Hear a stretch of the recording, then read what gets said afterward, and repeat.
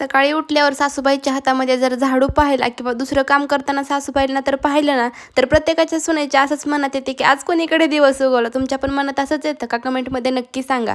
तर आज आम्हाला जायचं होतं डेकोरेशनचं सामान वगैरे आणायला आणि डेकोरेशनचं सामान आम्ही घेतलं. ॲनिव्हर्सरी आहे ना आमची, मग त्याचं डेकोरेशनचं सामान आम्ही घ्यायला गेलो होतो. तर गावात काय भेटत नाही, मी पहिल्यापासून तुम्हाला सांगत आलेली आहे. बार्शीला गेलो होतो, बलून्स वगैरे आणायचं होतं. पाठीमागे हॅपी ॲनिव्हर्सरीचं नाव वगैरे असतं ना, तेच आणायचं होतं. आणि आम्हाला मोबाईलला कवर घ्यायला सुद्धा जायचं होतं. तर कवरसुद्धा बघितलं पण घेतलंच नाही, कारण की आवडलंच नाही ना. मग कसं आतापर्यंत मी मोबाईलला खूप जास्त कवर यूज करून बसलेली आहे, कारण की मला मोबाईलला कवर चेंज केलं ना, पूर्ण मोबाईलच चेंज केला असंच वाटतं सारखं. पण मला ना कार्टूनचं कवर घ्यायचं होतं.